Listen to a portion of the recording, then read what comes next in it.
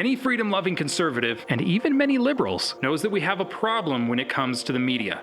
So how did they get so powerful, and what do we do about it? I've been grinding my brain over this problem for over a decade, and I don't have all the answers, but I think I'm starting to get some ideas and understand what we can do about it. But first, some history. Let's take a look at the American War for Independence. At the beginning of the war, the King of England referred to it as the Parsons War. And this is because it was no secret to him or anyone else that the ideas fueling the conflict were primarily coming from the pulpits in America. There was a very interesting cycle of information and thought that was happening in America at the time. Parsons, or pastors, would preach sermons to their congregants. These sermons would be tailored to the congregation and the issues that they were working through and wrestling through at the time. Those congregants would then go home and as families discuss those issues together. Then the men of those families would take those ideas that they'd heard in the pulpit and talked about with their families and go to the pub.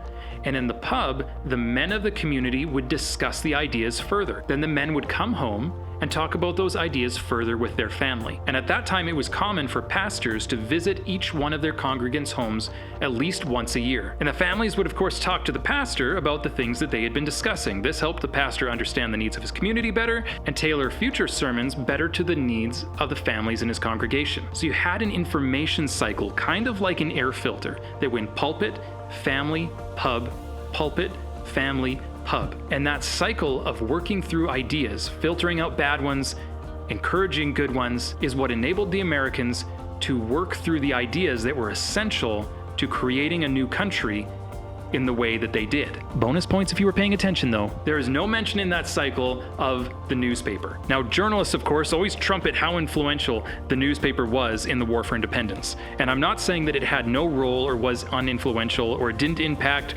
what the family was thinking about or any of those kinds of things. But as far as I can tell from that cycle, the newspaper was not one of the key players. But what I am starting to believe is that the media that we have today is unnaturally powerful and is far more influential than it should be. And this is in large part due to our isolation, the breakdown of the family, the loss of the public square in the pub, and the loss of the pulpit in our culture. We no longer have that air filter of ideas, and we've had nothing to replace it.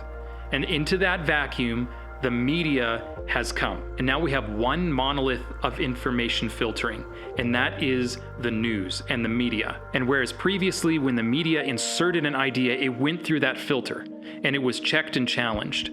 Now there is no challenging. There are no longer any systems in our culture to challenge the media narrative. And while alternative news sources and media play an important role in challenging the authority of the legacy media, I'm no longer convinced that the end game is simply to replace them or remove them.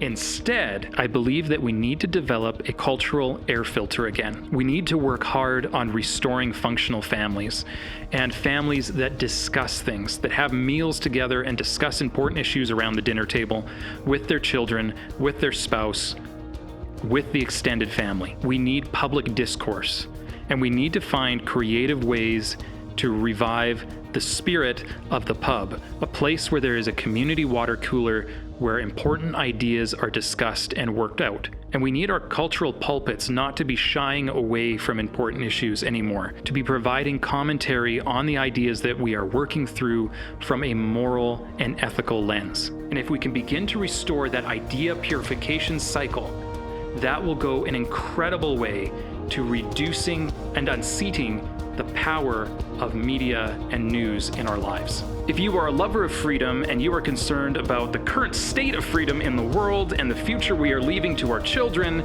then I have more videos just like this one. Don't keep this video to yourself. Please consider sharing it so that it can encourage others as well. Stay loyal, stay free. Until next time.